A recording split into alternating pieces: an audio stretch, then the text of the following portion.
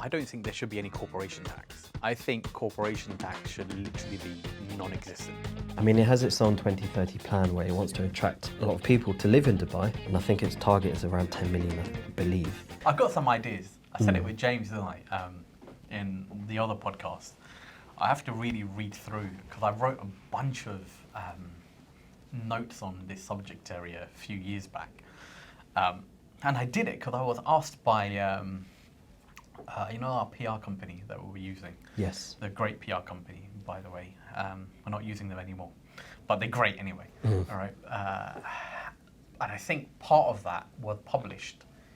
A couple of points of that was published in one of the magazines. Was it the FT or was it Business Matters? One of them, anyway.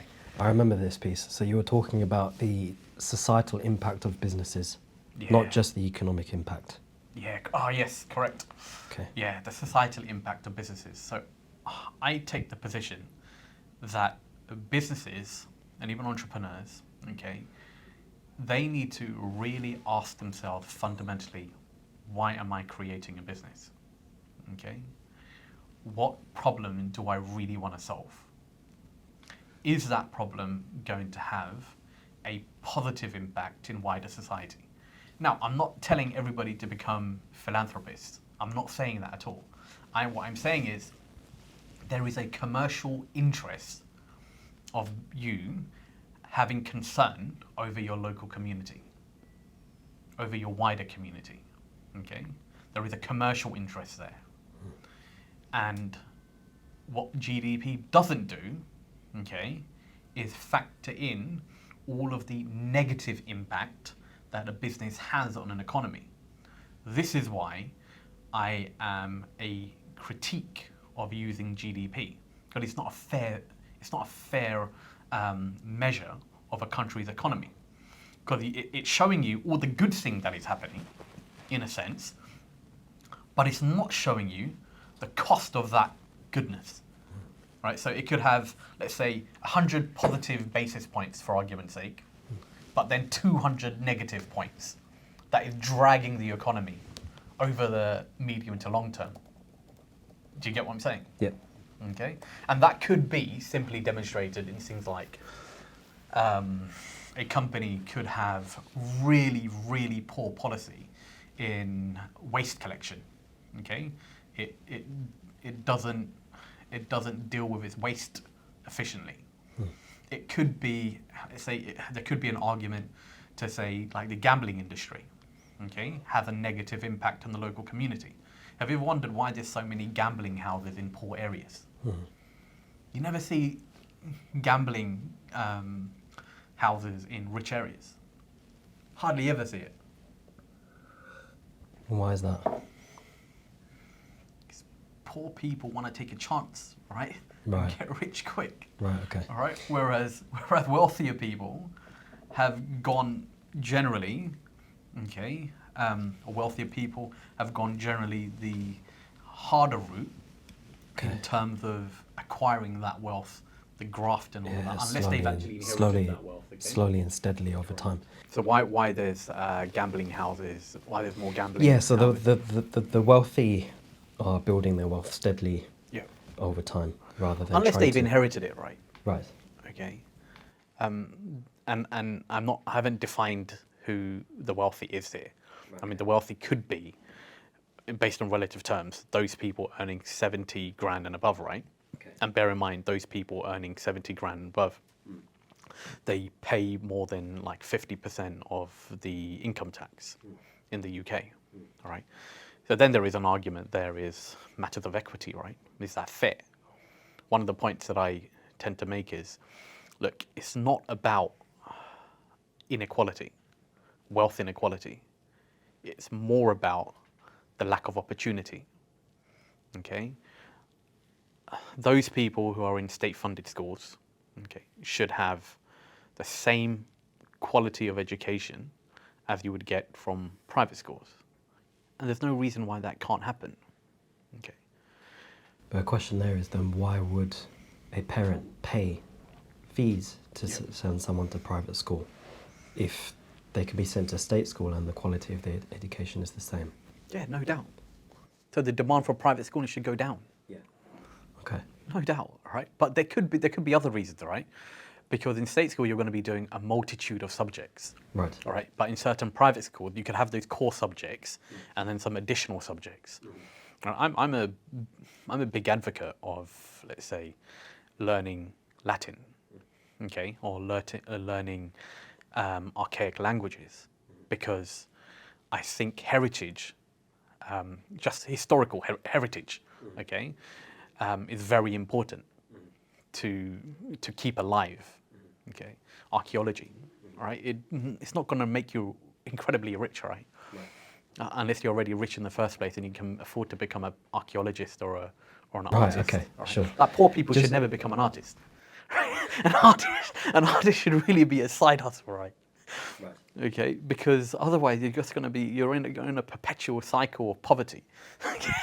Unless you're really talented and you're really good. Unless you're really, but it's not just. But when you're a really talented artist, it's not just about your talent though. It's also about your social network or your access. Not quite. Go on, It's then. about your ability to attract attention through social network, That's digital that's marketing. basically what I said, man. It's your social capital. All right. Yeah. How are you going to attract so social attention? capital equals the ability to capture people's Yeah, attention. no doubt. Okay. But the problem that I find with artists, okay, and depending on what the prevailing popular culture is, right, and the prevailing, let's say, political advocacy, let's say, okay, is more and more people have to do degenerate things to get attention. I understand exactly what you mean. So why do you have to do such a degenerate thing to attract attention? All right, you can be a fantastic comedian, all right, without making really crude jokes. And sometimes when I hear really crude jokes, it makes me cringe and makes me embarrassed. Okay, even me, and I'm the one in the audience. But we saw Paul Chowdhury a couple of weeks He ago. was brilliant. He was making extremely crude He was jokes. brilliant. But he wasn't. Some of those jokes were really crude. Okay, but relative to the lady who was on before him. Okay. Do you remember that lady? She'll remain unnamed. She'll remain unnamed. Okay, I found that incredibly uncomfortable. Paul Chowdhury's jokes were actually quite. Yeah, some of it was crude, but nowhere near on that level. Sure. No, Let's not bring at the all. conversation back to gross domestic product Oh, yeah, and okay, gross what a better measure is of the economy. Now there is this unusual measure called gross national happiness, Cool. which is a measure of or framework to measure the well-being and happiness of citizens in an economy. And then when they rated this, I believe Burma was the #1 happiest country in the world. Brilliant. Now, we should all move to Burma. There we go. There's a solution. So, in terms of measuring the societal impact of businesses, not just the economic impact. So, how a business affects its local community, how it affects its local environment. How can this all be measured, and then how can the government tax accordingly and essentially promote business in the UK and plug its deficit and bring its debt level down? Yeah, so I don't think there should be any corporation tax, right? I think corporation tax should literally be non-existent, zero. I don't see any reason for corporation tax. Corporations are inanimate, man. They don't have a beating heart. Okay, they've got directors, they've got shareholders, and they've got employees. If you want to really tax a company and their impact on the local community, what local authorities are doing right now is business rates, right? I reckon business rates can be reformed considerably to assess the fair impact of a company on that particular local economy. Okay, #1. I also think when it comes to taxation, it should be taxed at the director's level. Okay, their personal income should be taxed. All right, and even then, it has to be a fair amount of tax. Okay. In addition to that, sorry, just one more point on this, but I also think directors, okay, should receive some form of tax credit for taking the decision to invest in their employees and also the local community. I think that will encourage good behavior, good corporate behavior. Okay. Sorry, man, what were you about to say? Yeah, so the idea here is re-eliminate corporation tax. Okay, there'll Yep. be a shortfall on the government books here.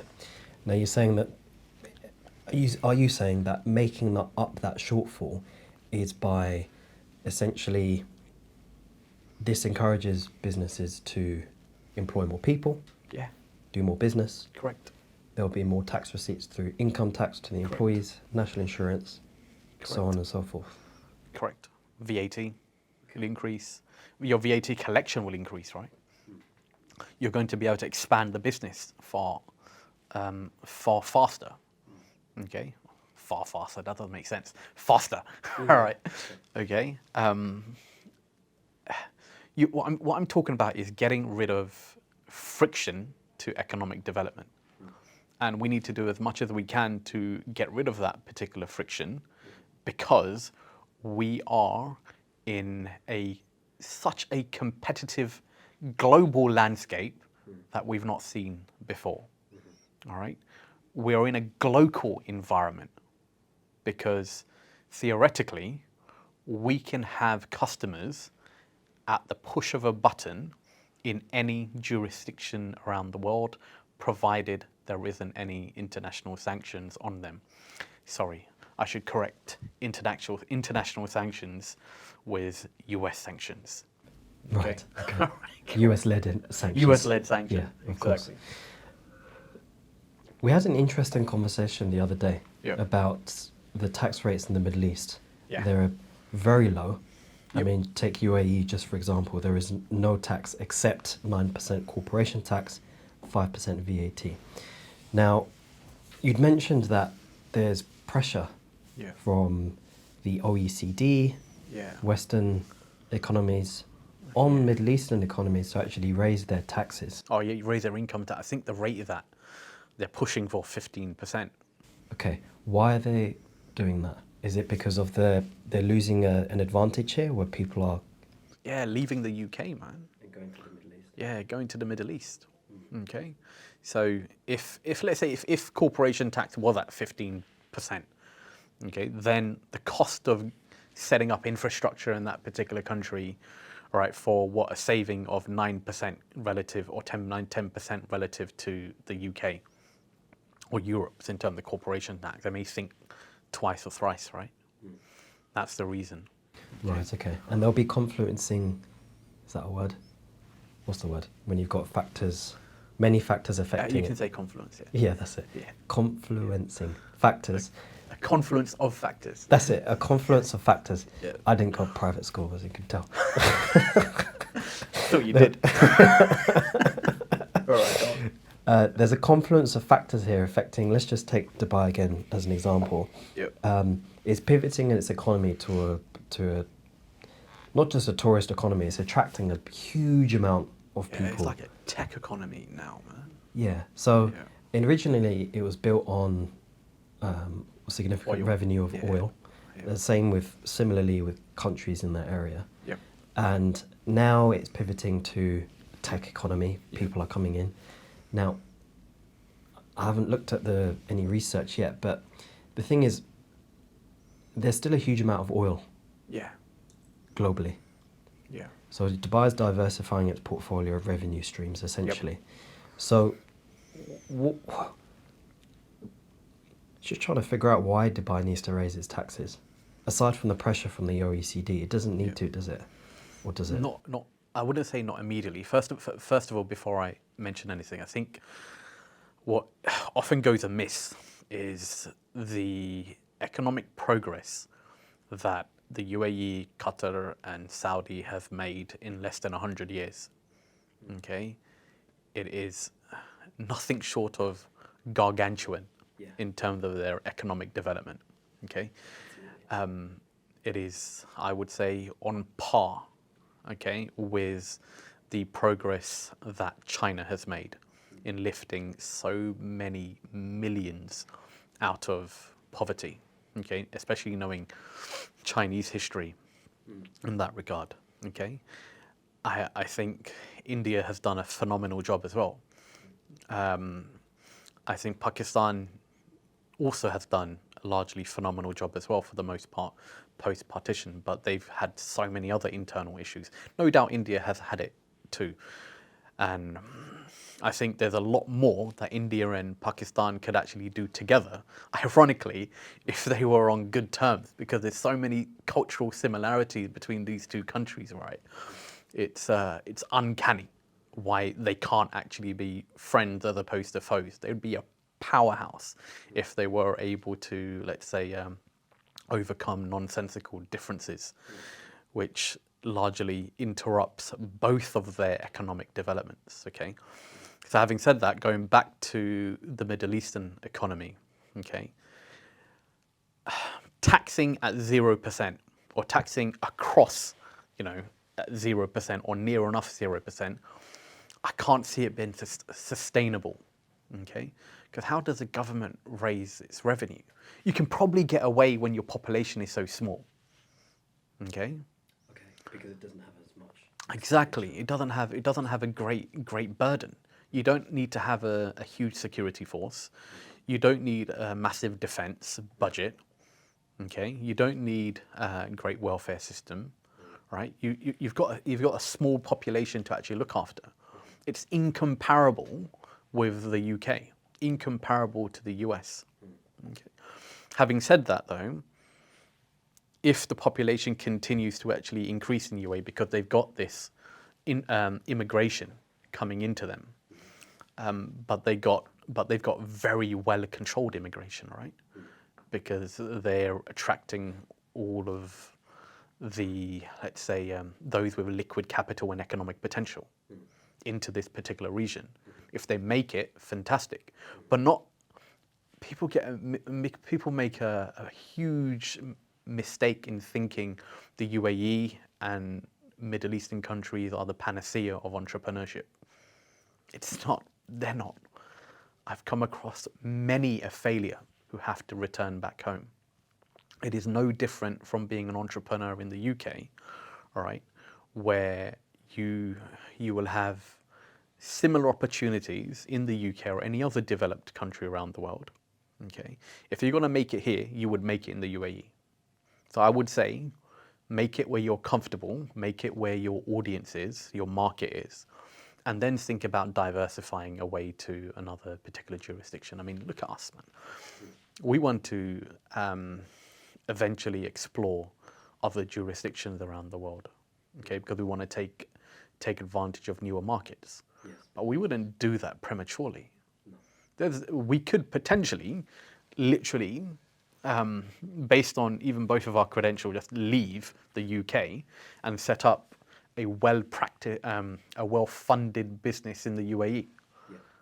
We could do that, but it's no point. Yeah, it's good to have a home base Exactly. here that we can rely on. Exactly. Because, well, as we know over the last few years, it's good to have a steady stream of income from somewhere reliable. Correct. And then use that to fund growing a business in other Correct. international markets. Yeah, no doubt. Yeah. No, it's interesting. I was just looking at figures. The UAE is a tiny player in the global stage. Yeah. I'll probably look at Saudi Arabia in a second, but the UAE gross domestic product is 500 billion US dollars, Yeah. which is $500 billion US dollars. And you compare that to the USA, which is up near 23 trillion. Yeah. So it's But their population is 66. negligible, though, right? Correct. So I guess a what's the word? Easier or more appropriate factor to look at is GDP per capita compared to the US. But the debt level in the UAE is 32% of its GDP. Now, we'll have to see how the trajectory of that over time. I'm sure it would have increased. Yeah. Let me take a look. No, it's decreased. So 2020 it was 42%. 2023 it's 32%. So just trying to get my head around them. Why does the UAE need to raise tax rates? So it's deep. I don't think they immediately need to, Yeah. but in terms over the longer term, Right. Okay, logic would say that they would need to. Okay, but to be honest, all right, I don't know the long-term economic policies and the problems that the UAE will be facing. Yeah. Okay. I mean, it has its own 2030 plan where it wants to attract a lot of people to live in Dubai. Correct. And I think its target is around 10 million, I believe. Yeah. Now, of course, with a large population comes larger expenditure. Correct. But with a larger population also comes a larger economy. No doubt. So we'll have to see how it goes, essentially. Well, they'll have to see how But it imagine goes. what happened like 20, 30 years ago when the ruling family in the UAE took the decisions to build the original infrastructure and the buildings. And they did it without any commitment that, look, people are going to come. It was literally build it and people will come. That is entrepreneurial risk at another level, right? Okay. So it's worked out for them, which is what the Saudis are trying to do with their project. And I was going to say that's another significant player in the region, both yeah. not just Saudi Arabia, but Iran as well. Yeah. So, Iran would be a major player. It still is a major player. But Iran suffers from US-led sanctions. US-led sanctions. Right. So- Iran would otherwise be like the France of the Middle East, right? Yeah. So the gross domestic product of Iran is 400 billion US dollars, and Saudi Arabia is 1 trillion US dollars. So it's not. It's a. These are all bigger players than the UAE, and in that region we're looking at. So essentially the GCC. Correct. So The reason why the UAE does so well is because of Instagram, right? And TikTok. They're superb marketeers, man. exactly, yeah. Okay. I mean, I've not seen one negative video. Well, not serious negative video about Dubai right now. So, but you see a whole host of negative content on practically every other country around the world. Right. But yeah, somehow the UAE has done very well in that particular regard. They've got bloody good PR, man. All right, that's a third beat, man. Yeah. I have found some videos that berate Dubai, so I'll show you when Right. the sheikhs aren't watching. And on that note, we've discussed a lot today. We can continue forever, but no, thank you very much for listening. Don't we need to give advice to the youth? Final advice to the youth? Market well, gone. No, I'm saying like screw the bond market. All right. Focus on your education and stop doom scrolling and become content creators if you're going to use social media, okay, instead of content consumers. Yeah, and start building high income skills. So get into AI, get into things that are relevant for the future. Automation, learn marketing, copywriting. Don't underestimate any of that, man. And don't do Mickey Mouse degrees, study STEM degrees. Yeah, exactly. All right, cool. All right. Thank you. Until next time.